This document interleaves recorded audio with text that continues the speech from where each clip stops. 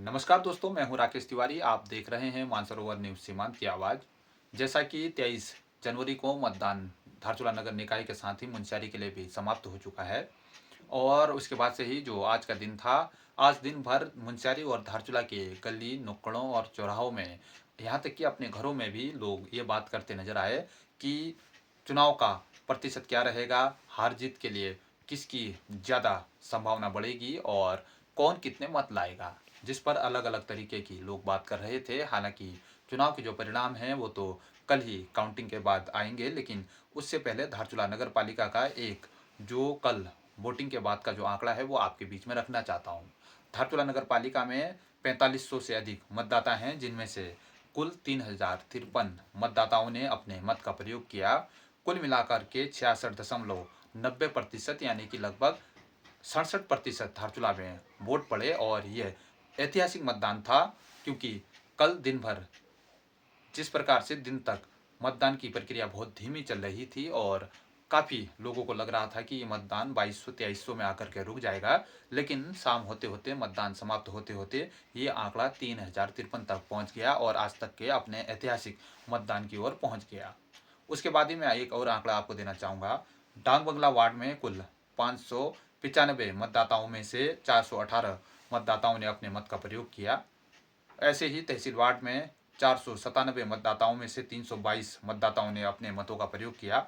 घड़दार में 573 मतदाताओं में से 396 लोगों ने अपने मतों का प्रयोग किया। विवेकानंद वार्ड में 209 मतदाताओं में से 145 मतदाताओं ने अपने मतों का प्रयोग किया। ऐसे ही शिव मंदिर वार्ड, ये अहम वार्ड मैं आपको बता रहा हूँ कि शिव मंदिर वार्ड जो धारचूला नगर का सबसे बड़ा वार्ड है, जिसमें 1029 मतदाताओं में से 664 मतदाताओं ने अपना मतों का प्रयोग किया। वहीं जो मुख्य एक वार्ड है ग्वालगंव वार्ड, जिसमें आपके कुल 958 मतदाताओं में से 683 मतदाताओं ने अपने मतों का प्रयोग किया और पूरे नगर में जो मतों का प्रतिशत रहा 71.29%, वो सबसे ज़्यादा ग्वालगंव में ही रहा। जैसा कि हमने अपने पूरे पुराने विश्लेषणों में ये कहा है कि जो ग्वालगंव जीतेगा वही चुनाव जीतने की ओर जाएगा, क्योंकि ये धारचूला का इतिहास बोलता है।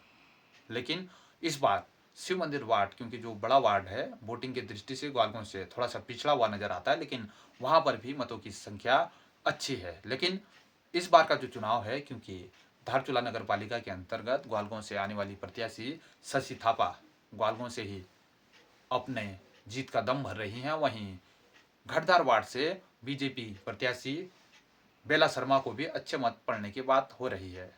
साथ ही जो निर्दलीय के तौर पर तीसरी प्रत्याशी हेमा देवी हैं, उनके पति पूर्व ब्लॉक प्रमुख होशियार खेर इस चुनाव को लड़ रहे थे और उनके द्वारा भी अपने जो आंकड़े हैं उसको लेकर के कई प्रकार की बातचीत की जा रही है। अब मैं आपको बता दूं कि दिन भर बीजेपी, कांग्रेस और निर्दलीय प्रत्याशियों के समर्थकों और नेताओं से मानसरोवर न्यूज के द्वारा बातचीत की गई और उनके समर्थकों के बीच हम बैठे। तो उसमें जो बड़ी बात निकल करके आई, भारतीय जनता पार्टी के द्वारा जो अपनी बात कही जा रही है, बीजेपी ये मानती है कि 7 वार्डों में बीजेपी कम से कम 1400 वोट लाएगी और अगर कोई परिस्थिति बिगड़ गई तो 1300 से नीचे बीजेपी नहीं आएगी। वहीं जब हम कांग्रेस के लोगों से बात करते हैं तो उनका दावा और बड़ा आता है। वो बता रहे हैं कि 1600 से 1370 तक वोट उनको पड़ने वाले हैं। वहीं एक महत्वपूर्ण जो संख्या निकल करके आ रही है, जब हम निर्दलीय प्रत्याशी हेमा देवी के समर्थकों से मिल रहे हैं तो उनका दावा कम से कम 1150, क्योंकि मैं आपको ध्यान आकर्षित कराना चाहता हूँ, 1150 अगर उनका दावा है, ये बड़ा दावा है निर्दलीय तौर पर, तो 1150 से वो अपने आप को कम से कम 1200 से अधिक के रूप में आंक रहे हैं। अब अगर इन परिस्थितियों को हम ध्यान में रखें और हम ये सोच के चलें कि ये आंकड़े सही हो रहे हैं, तो इससे ये लगता है कि धारचूला की जो जनता है उसने मतदान कम कर दिया है। क्योंकि अगर इन सभी लोगों के दावों को सही मान लिया जाए तो 3000 और 4000 से अधिक मत पड़ने चाहिए थे, तब इन तीनों जो प्रत्याशी हैं इनके समर्थकों के दावे ठीक हो सकते थे। लेकिन 3003 पर में भी अगर हम देखेंगे तो 200 से 250 वोट रद्द हो सकते हैं, और अगर मतदाताओं ने जिम्मेदारी से मतदान किया है तो इसकी संख्या कम हो सकती है, या फिर अगर मतदान के दौरान ये गलती मतदाता कर चुके हैं तो ये संख्या बढ़ भी सकती है। तो ऐसी परिस्थिति में हमारा जो आकलन था कि 2700 की वोटिंग होगी, वो आंकड़ा तो कहीं ना कहीं नहीं बैठ पाया। लेकिन मतदान होने के बाद जो 3053 का जो आंकड़ा आया, रद्द वोटों को अगर उसमें हम जोड़ दें तो फिर आंकड़ा वही बैठा 2700 और 2800। और इन 2800 मतों में 3 प्रकार के सर्वे अलग अलग जगह पर घूम रहे हैं। और लोगों की अगर माने तो एक जो सर्वे है उसमें भारतीय जनता पार्टी को 950 मत दिए जा रहे हैं और बीजेपी को हारता हुआ दिखाया जा रहा है।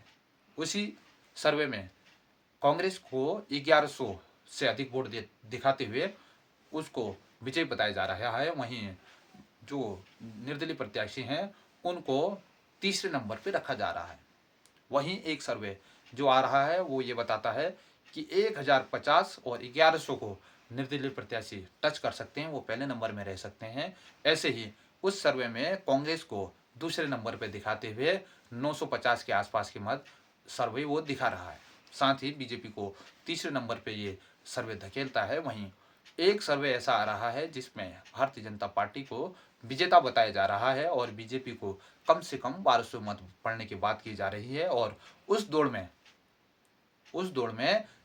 कहीं न कहीं निर्दलीय प्रत्याशी को दूसरे नंबर पर बताया जा रहा है और कांग्रेस को तीसरे नंबर पर भेजा जा रहा है। तो इस दृष्टि से तीनों सर्वे में अपने अपने दावों के साथ लोग बात कर रहे हैं। लेकिन मानसरोवर न्यूज चुनावी माहौल क्या है कार्यक्रम के तहत हम जो हमारी बात है उस पर एक बात को जोड़ते हुए मैं अपनी बात को ख़त्म करूंगा, क्योंकि मतदान हो चुका है। और एक कोई ऐसा निश्चित आंकड़ा आप जो मुझसे सुनना चाहते हैं मैं इसलिए नहीं बोलना चाहूँगा क्योंकि कल वो परिणाम आ जाएंगे और जनता ज़्यादा समझदार है। तो धारचूला के अंतर्गत मुझे लगता है कि अगर ग्वालगांव बूथ को जो कांग्रेस का अपने सर्वे के अनुसार दावा है वो 400 वोटों की बात कह रहे हैं, अगर वो 400 वोट लाने में कामयाब रहे ग्वालगांव के अंदर तो ये उनका बहुत ही अच्छा परिणाम और उनका बहुत अच्छा परफॉर्मेंस होगा। वहीं बीजेपी भी इस बूथ पर 300 वोट का दावा कर रही है और उनके नेताओं से मेरी बात हुई तो वो 300 से भी अधिक की बात कर रहे हैं। अगर बीजेपी इस अपने परफॉर्मेंस को यहाँ पर वैसे ही लागू कर पाती है जैसी वो बात कर रहे हैं तो कहीं ना कहीं कांग्रेस के लिए मुश्किलें खड़ी हो जाएंगी। लेकिन साथ ही आपको बता दूं कि ग्वालगांव बूथ में निर्दलीय प्रत्याशी होशियार खैर कम से कम 150 मत लेने की बात कह रहे हैं। और ऐसी परिस्थिति में मुझे लगता है कि कांग्रेस और बीजेपी जो दोनों के आंकड़े हैं वो दोनों को डैमेज करेंगे, दोनों को नुकसान पहुंचाएंगे और जो कांग्रेस और बीजेपी का जो आंकड़ा होगा वो अलग आ सकता है। वैसे ही शिव मंदिर वार्ड में भारतीय जनता पार्टी के द्वारा एक बड़ी बात कही जा रही है कि वो शिव मंदिर वार्ड को जीतने जा रहे हैं और 300 के आसपास उनको मत पड़ने वाले हैं। लेकिन जो हम लोगों ने जो हमारे चैनल के माध्यम से हमने बात की, कहीं ना कहीं निर्दलीय प्रत्याशी और बीजेपी टक्कर करते हुए नजर आएंगे। और कांग्रेस के लोगों से भी जो हमारी बात हुई उनको ऐसा लगता है कि शिव मंदिर वार्ड वो जरूर हार सकते हैं लेकिन जो बीजेपी का दावा है वो पूरी तरह से पूरा नहीं होगा। वहीं बीजेपी का एक बड़ा दावा घटदार वार्ड के लिए आ रहा है जहां पर 396 की मतदान जनता ने किया है। बीजेपी को लगता है कि वहाँ 250 वोट उनको मिलने वाले हैं। वहीं जब कांग्रेस के लोगों से हम मुलाकात करते हैं और उनसे हम बात करते हैं तो वो ये बता रहे हैं कि कड़ा मुकाबला होगा और जो निर्दलीय प्रत्याशी हैं होशियार खेर की धर्मपत्नी उनके लिए भी उनका भी ये दावा है कि घटदार में कहीं ना कहीं जनता निर्दलीय प्रत्याशी के साथ भी जा रही है और ऐसी परिस्थिति बन गई तो बीजेपी के लिए वहाँ दिक्कत खड़ी हो सकती है।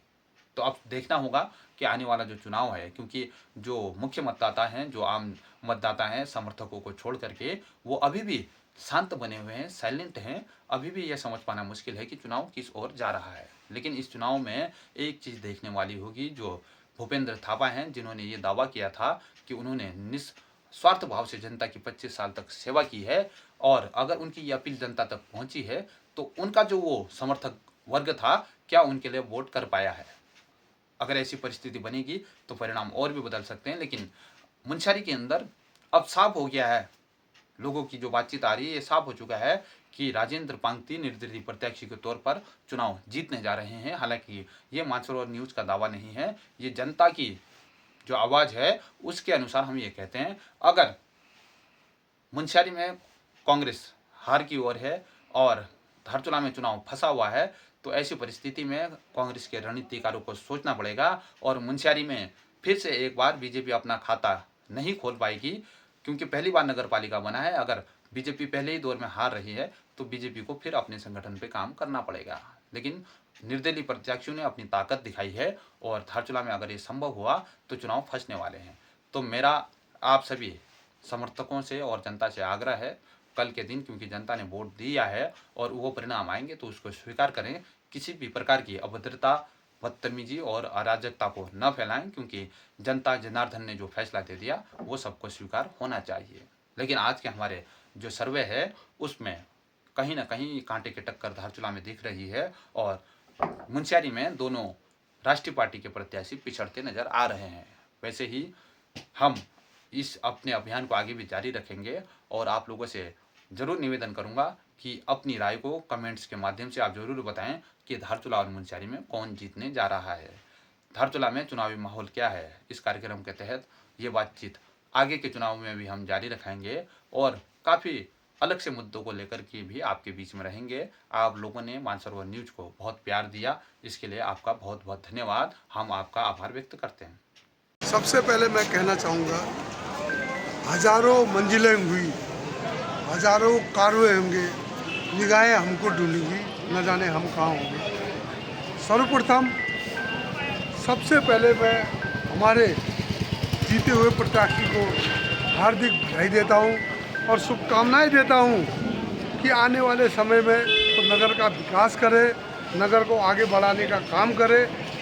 और मैं ये कहना चाहता हूँ पूरे धारचूला की जनता के साथ कि एक विजन लेके मैं इस धारचूला में चुनाव लड़ रहा था और इस बात का दर्द है कि मैं वो विजन पूरा करने में असमर्थ रहा। धारचूला की जनता ने मुझे नकार दिया, लेकिन शायद मुझ में ही कुछ कमियां होंगी जो मैं आपकी कसौटी पर खरा नहीं उतर पाया। लेकिन मैं आपसे इतना ही विनती करना चाहता हूँ, निवेदन करना चाहता हूँ कि आपने आवाज़ उठाना पड़ेगा कि जिस जनता ने अगर आज चुना है तो उसको आपने ये बताना पड़ेगा कि धारचूला की जनता इतनी पीड़ित है। लेकिन मैं कहना चाहता हूँ आप सभी धारचूला के मतदाताओं से कि आभार व्यक्त करता हूँ, जितने लोगों ने होशियार खैर के पक्ष में मतदान किया उनके आशाओं को टूटने नहीं दूंगा। और आज मैं इतना ही कहना चाहता हूँ कि देखिए, ये धारचूला का जो चुनाव हुआ ये बड़े विपरीत परिस्थितियों में हुआ। आज मैं ये भी दावा करता हूँ कि मैं कांग्रेस पार्टी का था, मुझे निष्कासित किया गया। हो सकता है कि मैं भाजपा में चले जाऊँ। कारण यह है कि मैं विपक्षी की भूमिका निभाऊंगा और जो लोग यहाँ इस धारचूला को लूटने खतोड़ने का काम कर रहे हैं और जितने अवैध काम हो रहे हैं उसको रोकने के लिए होशियार कर अपने जान की बलि दे देगा दोस्तों। और मैं एक चीज़ और कहना चाहता हूँ कि यह धारचूला सर्व समाज का है।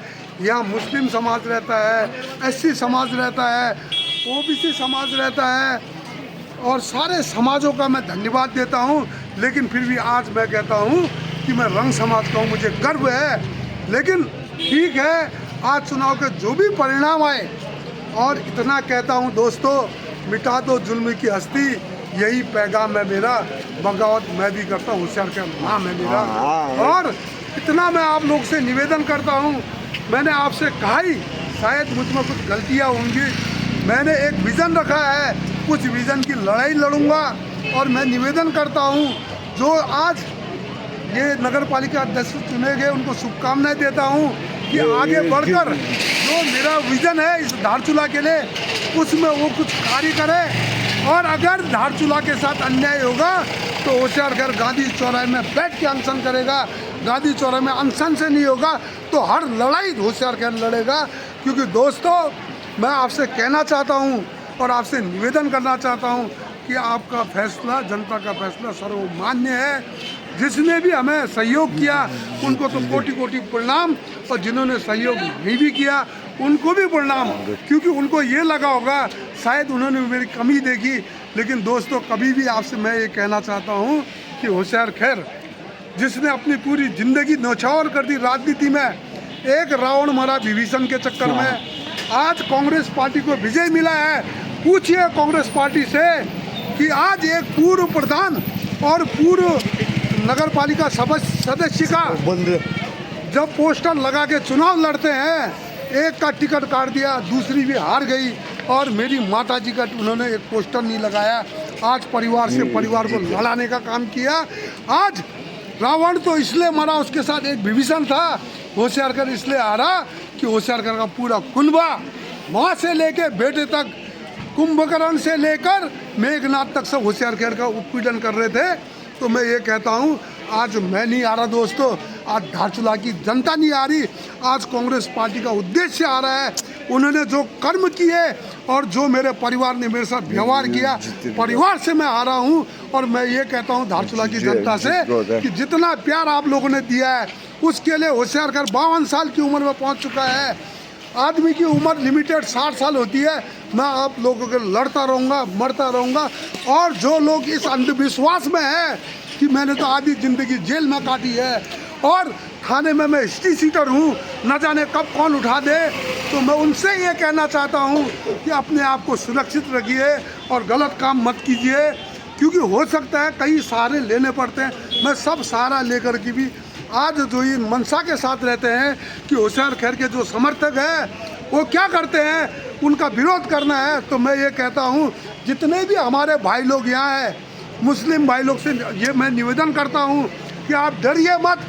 आपने मुझे मत दिया या नहीं दिया, हम एक सिद्धांत में चलते हैं, सबकी लड़ाई लड़ेंगे। जितने भी यहाँ बेरोजगार हैं उनकी लड़ाई हम लड़ेंगे। और मैं सभी आप धारचूला वासियों को धन्यवाद देता हूँ। और आप लोग से मैं ये भी कहना चाहता हूँ कि मैं रंग हूँ, उसका मुझे गर्व है। ठीक है, मेरी गलतियाँ हुई, जो भी हुआ, रंग ने मुझे स्वीकार नहीं किया, उसके लिए भी मैं रंग समाज से माफ़ी मांगता हूँ। इन्हीं शब्दों के साथ मैं शुभकामना देता हूँ। हमारे जीते हुए हमारी चाची है और भाजपा से हमारी बहन है। हम तो घर की लड़ाई लड़ रहे थे, लेकिन हमारा ये है कि घर की लड़ाई नहीं, पूरी धारचूला की लड़ाई लड़ी है। इन्हीं शब्दों के साथ आप सभी का बहुत बहुत धन्यवाद। बड़े भाई, मैं आपसे एक दो सवाल और लेना चाहता हूँ कि कुछ राजनीति जो पंडित हैं उनका अनुमान ये था कि आप कांग्रेस को नुकसान पहुँचाएंगे, लेकिन अब परिणाम आने के बाद ऐसा लगता है हो सकता था कि कांग्रेस और बढ़ती, लेकिन जो राजनीतिक जो रुझान अब जीतने के बाद आगे रुझान नहीं है, वो गणित है। तो मैं ये आपसे पूछना चाहता हूँ कि क्या आपने क्या केवल कांग्रेस को जिताने के लिए काम किया? तो देखिए साहब, मैं आपसे इतना ही कहता हूँ, हमें तो अपनों ने लूटा, गैरों में कहाँ दम था, डूबी थी हमारी कश्ती जहाँ पानी कम था। और आज बधाई देता हूँ जीते हुए लोगों को, क्योंकि उन्हें जनता ने स्वीकार किया। मैं ना कांग्रेस को जिताने का काम कर रहा था, ना भाजपा को जिताने का काम कर रहा था। होशियारकर सिर्फ धारचूला की जनता की बात को लेकर एक विजन लेके आया था। ठीक है, मुझ में कह दिया कि कुछ कमियां होंगी, शायद लोगों ने ये सोचा, जनता ने ये सोचा कि होशियारकर हमारे कसौटी में खड़ा नहीं उतर पाया। जो जनता जो जनादेश देगी उसको हम स्वीकारते हैं। और मैं ये कहना चाहता हूँ कि आज तक ट्रिपल इंजन की भाजपा की सरकार और 3 बार का धारचूला का विधायक कि धारचूला की जो समस्याएं हैं उनको सॉल्व करने में, उनके समस्या का समाधान करने में जो पीछे आते हैं, तो अब धारचूला में उन गरीब 484 लोगों की लड़ाई लड़ेगा। जो 484 होशियारकर को वोट दिया है वो गरीब जनता ने वोट दिया है। अगर लोगों ने कहा कि होशियारकर धनबल का प्रयोग करता है, तो धनबल का प्रयोग आपने देख ही लिया होगा। बड़े बड़े लोगों को आपने देखा होगा, होशियारकर अकेला चुनाव लड़ा है, उसके साथ जो थे धारचूला की गरीब जनता थी। तो मैं उनको आश्वस्त करना चाहता हूँ कि मैं इस धारचूला की लड़ाई को लड़ूंगा। और धारचूला एक जनजातीय क्षेत्र है, आप सभी को विदित है कि जो ये चुनाव हुए, पहले सामान्य सीट था, लोगों को ये डर था कि कहीं ना कहीं जनजाति का आदमी बन ही जाएगा। तो भारतीय जनता पार्टी, कांग्रेस पार्टी को मैं कहता हूँ, इन्होंने मिल बांट के धारचूला सीट को ओबीसी महिला कराया। तो मेरी बीवी भी महिला ओबीसी की थी, तब मैंने चुनाव लड़ाया। लेकिन इनकी ये मंशा थी कि धारचूला में रंग न बने, इनकी मंशा पूरी होगी। इनको भी बहुत बहुत धन्यवाद देता हूँ। और जिन लोगों ने उनकी मंशा पूरी की, मैं उनको भी कहता हूँ, आपको भी बहुत बहुत धन्यवाद, बहुत बहुत आभार। और आप सभी का बहुत बहुत धन्यवाद। ताजू, मेरा एक लास्ट सवाल आपसे है। आप अपने अनुमान के अनुसार वोट ला पाए और मुझे लगता है कि उससे कम लाए, लेकिन मैं आपसे कहना चाहता हूँ कि 2027 की लड़ाई कैसी जाएगी? 2027 की जो लड़ाई होगी, होशियार खैर न कांग्रेस के लिए लड़ेगा न भाजपा के लिए लड़ेगा। होशियार खैर धारचूला की गरीब जनता की लड़ाई लड़ेगा।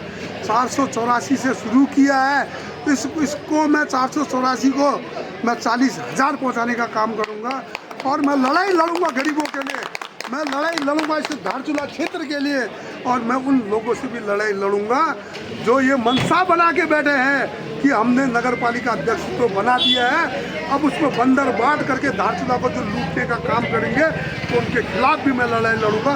इन 484 जो होशियार खैर के पीछे वोट आए हैं, इन 484 को लेकर के मैं आंदोलन करूंगा और इस धारचूला को बचाने का काम करूंगा। मेरा लास्ट आपसे सवाल है, मेरा अंतिम सवाल आपसे आपसे ये है कि कुछ लोगों को ये लगता है कि होशियार खैर गेम में हैं, लेकिन शिव मंदिर वार्ड को बीजेपी ये कहती थी कि वो बड़े अंतर से जीतेगी, वो अभी नहीं जीत पाई और कई लोगों का आकलन ये था कि आप उस बूथ को जीतेंगे, तो क्योंकि रंग मतदाता के हिसाब से वो बूथ आपको जीतना चाहिए था, वो नहीं हो पाया। इसको आप कैसे देखते हैं? देखिए, मैं भी रंग हूँ, मैंने भी ये सोचा कि रंग लोग मुझे सपोर्ट करेंगे, लेकिन रंग लोगों की कहीं से कहीं तक कोई गलती नहीं है। मैं उन लोगों से ये और प्रणाम करता हूँ हमारे रंग लोगों को कि मैं ही गलत हूँ, मुझ में ही कुछ कमी है, जिस वजह से मैं शिव मंदिर वार्ड से भी हार गया। हार और जीत जो मैदान जंग में लड़ेगा वही हारेगा, वही जीतेगा। लेकिन मैं रंग समाज का आज भी आभारी हूँ, आज भी मैं खुद कहता हूँ कि मैं रंग समाज से रिलेटेड हूँ, मैं रंग हूँ, मुझे गर्व है रंग होने का। लेकिन आज जो भी यहाँ चुनाव परिणाम आए, इसमें क्या हुआ ये पूरी जनता विदित है।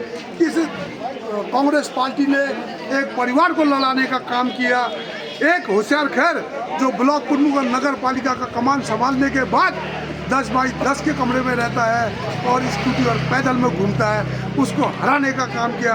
होशियार खैर के प्रति उसके लड़के को बाप से अलग किया, उसके लड़के को माँ से अलग किया, ये काम कांग्रेस पार्टी ने किया है। तो मैं धन्यवाद देता हूँ उस कांग्रेस पार्टी को कि कांग्रेस का परिवार का मैं सदस्य था, इस परिवार से मुझे निकाला गया और मेरे परिवार को तोड़ा गया। कोई बात नहीं, टूटने दो परिवार की राजनीति मैं नहीं करता हूँ, मैं क्षेत्र की राजनीति करता हूँ। और मैं ये दावे के साथ कहता हूँ, कोई बने विधायक, कोई बने सांसद, नगर पालिका अध्यक्ष कोई बड़ी चीज़ नहीं है। हम तो विजन लेके आए थे, अगर हमारे क्षेत्र के साथ खिलवाड़ होगा तो उनकी खैर नहीं। मेरा नाम है होशियार। मेरा लास्ट सवाल आपसे ये है कि क्या 2027 में आप उम्मीदवार हैं? देखिए, 2027 का जो चुनाव होगा, अब मैंने एक चीज़ मन में ये ठान लिया कि मैं लड़ाई लड़ूंगा गरीबों के साथ, लड़ाई लड़ूंगा धारचूला के साथ।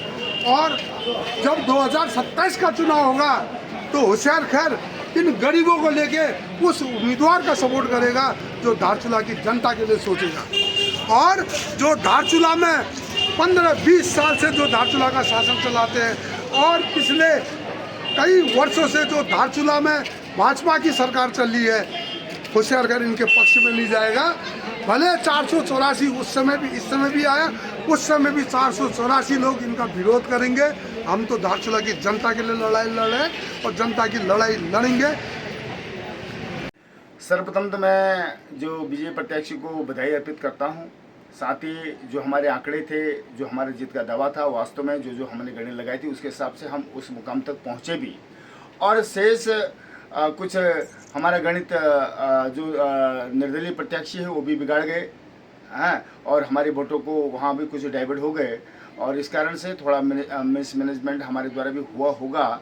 और सभी कार्यकर्ताओं ने पूर्ण मनोयोग के साथ काम किया है और जिस हिसाब से काम किया उसका प्रतिफल हमें मिला है, इसमें कोई दो राय नहीं है। लेकिन आज धारचूला में जीत का दावा कांग्रेस के जो कार्यकर्ता हैं वो हरीश धामी को, विधायक जी को इसका श्रेय दे रहे हैं, इसको आप कैसे देखते हैं? जीत का दावा हरीश धामी को वो दे रहे हैं, वो उनको मुबारक हो। लेकिन मैं कहना चाहता हूं कि पूरी विधानसभा में मुंशियारी में भी हरीश धामी जी के प्रत्याशी थे, कांग्रेस के थे, और बुरी तरह हारे। एक निर्दलीय प्रत्याशी के साथ बहुत बुरी तरह से हारे, और जबकि उन्होंने पूरा समय अपना मुंशियारी में दिया था। तो इसलिए जीत का श्रेय वो दे रहे हैं, तो उनको मुबारक। लेकिन हमारी नज़रों में हरीश धामी जी के जो असफल रहे हैं इस पूरी विधानसभा से, क्योंकि मुंशियारी में भी वो हारे हैं, और धारचूला भी अगर तीसरा पक्ष न होता वो यहाँ भी हारते। देखिए, बीजेपी के सभी कार्यकर्ता एक कैडर बोर्ड है, और कार्यकर्ता पूर्ण मनोयोग के साथ काम करते हैं। जिस हिसाब से अभी लगे, वो भी 2027 में भी बीजेपी के सभी कार्यकर्ता पूर्ण मनोयोग के साथ लगेंगे। और जिस हिसाब से ये विपक्षी की यानी कांग्रेस की जो नाकामी झलक रही है पूरी विधानसभा ने एक नकार दिया है एक तरफ से, तो निश्चित रूप से 2027 में भारतीय जनता पार्टी यहाँ से जीत हासिल करेगी। मुंशियारी के अंदर निर्दलीय प्रत्याशी जीते हैं, कांग्रेस के बागी हैं, बड़े अंतर से जीते हैं। ऐसे कयास लगाए जा रहे हैं कि वो बीजेपी का दामन थाम सकते हैं, तो इसको आप कैसे देखते हैं? राजनीति में कोई भी चीज़ असंभव नहीं है, और यदि वो बीजेपी में आते हैं, बीजेपी के सिपाही बनना चाहते हैं, माननीय मोदी जी, माननीय पुष्कर धामी जी के विकास कार्यों को आगे ले जाना चाहते हैं, तो वो सिपाही की तरह काम करें। हम उनका अपने पार्टी में हार्दिक स्वागत है, अभिनंदन करते हैं। लेकिन कहीं ना कहीं लोग 27 की गणित के हिसाब से आपको मजबूत मान के चल रहे हैं, तो इसको आप कैसे देखते हैं? देखिए, मैं भारतीय जनता पार्टी का एक छोटा सा सिपाही हूँ, जो हाईकमान का जो पार्टी का आदेश होगा, यदि पोस्टर लगाने का काम देंगे तो पोस्टर लगाऊंगा, और ध्वजवाहक बनने का काम सौंपेंगे मुझे तो ध्वजवाहक के रूप में मैं काम करूंगा। मैं सिपाही हूं, और मैं बहुत ज़्यादा इस प्रकार से अभी ये मैं बनूंगा, मैं ही दावेदार हूं, ऐसे कोई नहीं। भारतीय जनता पार्टी में मेरे जैसे और भी कई कार्यकर्ता हैं, और पार्टी जिसको देखेगी और उस देगी उसका हम साथ देंगे। शेष मैं धारचूला और मुंशियारी की देवतुल्य जनता को नमन करता हूं कि जो भी आपका आशीर्वाद मिला, हमें मिला, निर्दलीय को मिला, सभी को मिला, उसके लिए मैं बहुत बहुत आभारी हूं। और आपके जो आपने आशाएं कर रखी है, हमें नकारा है और कांग्रेस को किया है, तो क्यों नकारा है, हम उसमें भी मंथन करेंगे। और आशा ही नहीं, पूर्ण विश्वास है कि जनता की जनभावना के अनुरूप हम खरे उतरेंगे। इसलिए मैं सभी पूरी विधानसभा के लोगों को बहुत बहुत नमन करता हूँ और आभार व्यक्त करता हूँ। मैं सबसे पहले नगर वासियों को, गांव वालों को मैं बहुत बहुत धन्यवाद देना चाहती हूँ, और मेरे सभी कांग्रेस के वरिष्ठ सम्मानित कार्यकर्ताओं का बहुत बहुत आभारी हूँ, जिन्होंने जो है इतने दिन से लगातार दिन रात मेहनत करी। मैं उनका भी बहुत बहुत हृदय से आभार व्यक्त करना चाहती हूँ। बाकी महिला सशक्तिकरण एवं सभी नगर वासियों का फिर से बहुत बहुत धन्यवाद करती हूँ कि आज उन्होंने इस मुकाम पे मुझे पहुँचाया है। आपकी कहीं ना कहीं 25 साल की सेवा सफल हुई है। राजनीतिक पंडित आपको कई तौर पर पिछड़ा हुआ देख रहे थे, लेकिन आज आप जीत गए हैं, इसको आप कैसे देखते हैं? देखिए, सबसे पहले तो मैं हमारी नगर की देवतुल्य जनता को और हमारे ग्रामवासियों को और हमारे क्षेत्र के माननीय यशस्वी विधायक श्रीमान हरीश धामी जी को और हमारे क्षेत्र के जितने भी हमारी मातृशक्ति है, कांग्रेस पार्टी के ज्येष्ठ श्रेष्ठ कार्यकर्तागण और हमारे जो हमें निरंतर जो रात दिन मेहनत करके और बड़े संघर्ष के साथ जो कार्य कर रहे थे, उन सभी कार्यकर्ताओं को सबसे पहले मैं अपने दिल की गहराई से धन्यवाद देता हूं। और हमारे क्षेत्र के समस्त जनता को और समस्त कांग्रेस पार्टी के लोगों को मैं नमन करता हूं, प्रणाम करता हूं। आशा है, मुझे विश्वास है कि माननीय विधायक जी के मार्गदर्शन में और हमारे क्षेत्र के कार्यकर्ताओं के मार्गदर्शन में, वरिष्ठ जनों के मार्गदर्शन में हम लोग सब एक होकर नगर के सर्वांगीण विकास के लिए तत्पर है। और आगे आने वाले दिनों में हम एक एक करके जो हम लोगों ने कांग्रेस पार्टी की ओर से घोषणा की है, उसको माननीय विधायक जी के मार्गदर्शन में हम पूरा करने का प्रयास करेंगे। और पुनः मैं हमारे देवतुल्य जनता को बहुत बहुत धन्यवाद देता हूँ, और हमेशा इस तरह स्नेह प्यार हमको मिलता रहे।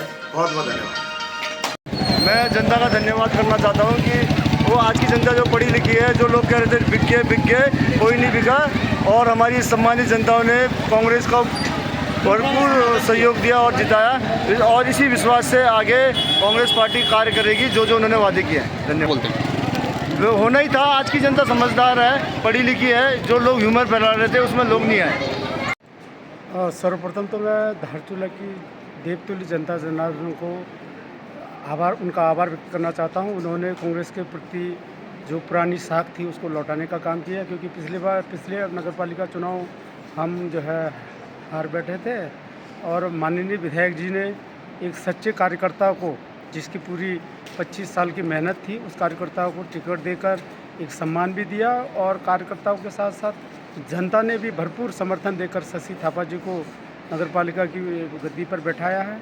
हमने पहले भी कहा, शहर के चहुमुखी विकास के लिए कांग्रेस प्रतिबद्ध है और शशि थापा जी प्रतिबद्ध है। हम ये देख रहे हैं कि जो माननीय विधायक जी के प्रति धारचूला नगर का अगाध प्रेम रहा है वो बरकरार रहा है, इसलिए जो है मैं पुनः धारचूला की महान जनता को इसके लिए उनका आभार व्यक्त करता हूँ। मैं पहले तो सभी का धन्यवाद करना चाहती हूँ। सब लोगों ने मुझे अच्छा सहयोग दिया है। आगे सब साथ मिलकर कार्य करेंगे, सबको साथ लेके चलना है। मुझे गांव वालों को सहयोग बहुत अच्छा मिला है मेरे को। मैं सभी वार्ड के, डामवाला वार्ड के सभी मेंबरों, बड़े बुजुर्ग और सभी आदरणीय लोगों का और सभी जिन्होंने मत किया है उन सभी का आभार व्यक्त करती हूँ। मैं कुसुम राय का धन्यवाद। सभी विवेकानंद वासियों का नाम मुझे बहुत भारी मतों से जिताया है। ये जैसा कि हम सभी जानते हैं कि हमारे उत्तराखंड प्रदेश में सभी नगर निकायों में निर्वाचन की प्रक्रिया गतिमान थी, जो कि पिछले वर्ष के माह दिसंबर से शुरू हुई थी और आज ये मतगणना 25 जनवरी को पूर्ण होकर के पूरी हुई है। इस पूरी प्रक्रिया में हमारे अध्यक्ष पद पर श्रीमती शशि थापा जो है अध्यक्ष पद पर निर्वाचित घोषित हुई हैं। सबसे अधिक मत आपको प्राप्त हुए हैं। और सदस्य पदों में, क्योंकि 3 वार्डों से हमारे 3 सदस्य पहले निर्विरोध घोषित हो चुके थे, बाकी अवशेष के 4 वार्डों में जो है सदस्यों में वार्ड नंबर 1 में श्रीमती रेखा देवी निर्वाचित घोषित हुई हैं। वार्ड नंबर 3 में श्रीमती शकुंतला अगारी निर्वाचित घोषित हुई हैं। वार्ड नंबर 4 में श्रीमती कुसुम रायपा निर्वाचित घोषित हुई हैं और वार्ड नंबर 6 में श्रीमती संगीता गुंजियाल जो है निर्वाचित घोषित हुई हैं। इस तरह से ये पूरी एक माह की लंबी प्रक्रिया थी जो आज समाप्त हुई है और नगर निकाय में नगर पालिका को अपने निर्वाचित जनप्रतिनिधि प्राप्त हो गए हैं।